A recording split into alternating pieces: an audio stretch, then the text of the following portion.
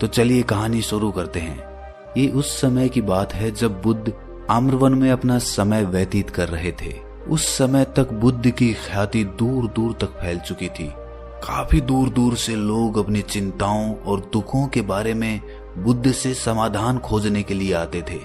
ऐसे ही एक दिन जब बुद्ध आम्रवन में अपने शिष्यों को उपदेश दे रहे थे तो एक अधेड़ उम्र का आदमी अपने 22-23 साल के लड़के को साथ लेकर बुद्ध की तरफ चला आ रहा था। बुद्ध ने एक नजर उन पर डाली और उपदेश में बैठने के लिए कहा।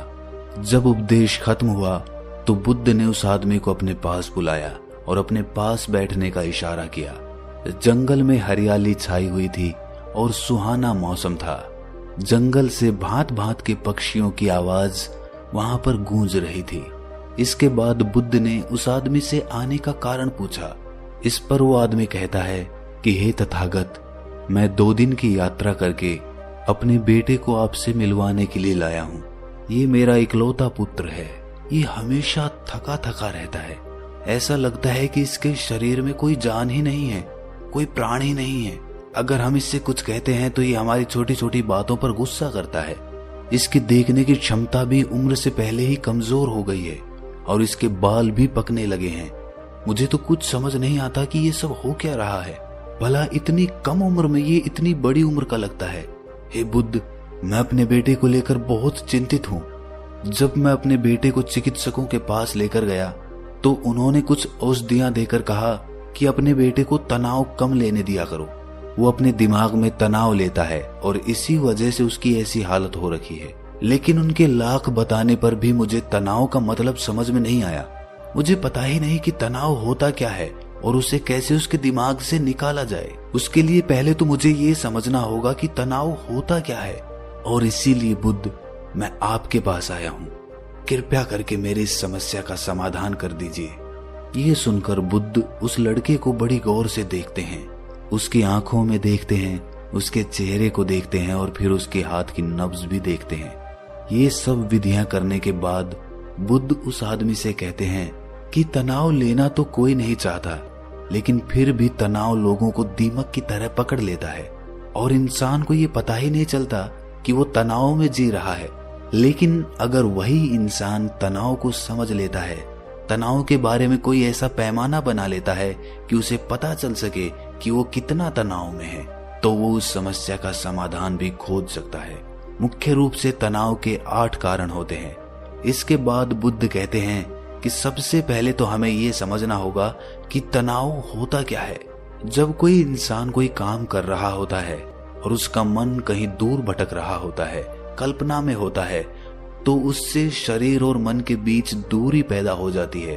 और जितनी दूरी शरीर और मन के बीच में होगी, हम उतने ही निद्रा की अवस्था में होंगे। और इसी दूरी को, इसी खिंचाव को तनाव कहा जाता है। कोई खेल खेलने के बाद आदमी चुस्ती महसूस क्यों करता है? हालांकि उसने अपने शरीर को तो थकाया है। लेकिन समझने की बात यह होती है कि खेलते वक्त मन और शरीर पूरा उस खेल पर केंद्रित होता है, जिससे शरीर और मन में दूरी पैदा नहीं होती और कोई तनाव पैदा नहीं होता, बल्कि हमारा तनाव दूर हो जाता है। और वहीं जब हम कोई अरुचिपूर्ण कार्य करते हैं जिसमें हमारा मन नहीं लगता, तो हम शारीरिक रूप से वो काम तो करते हैं, लेकिन हमारा मन कहीं दूर कल्पना में भटक रहा होता है। इससे शरीर और मन में एक दूरी पैदा हो गई और तनाव ने जन्म ले लिया। इसीलिए इंसान को एक बार में एक ही काम करना चाहिए और उसी पर अपना तन और मन केंद्रित रखना चाहिए, जिससे आपके भीतर कोई तनाव पैदा ही ना हो। तनाव के कुछ मुख्य कारण भी होते हैं। इसके बाद बुद्ध कहते हैं कि अगर हम इन कारणों को जान लेते हैं तो हमारे अंदर तनाव कभी भी पैदा नहीं होगा। मुख्य रूप से जो कारण है उसमें सबसे पहला कारण होता है महत्वाकांक्षा। महत्वाकांक्षी होना अच्छी बात होती है, लेकिन कभी आपने गौर किया है कि इंसान के लक्ष्य कभी पूरे ही नहीं होते हैं, क्योंकि इंसान का कोई एक लक्ष्य होता ही नहीं है।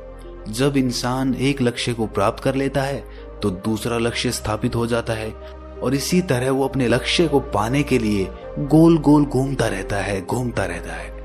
इसीलिए जो इंसान ज्यादा महत्वाकांक्षी होता है, जिसे बड़े बड़े लक्ष्य प्राप्त करने होते हैं, वो वर्तमान में कभी नहीं जी पाता।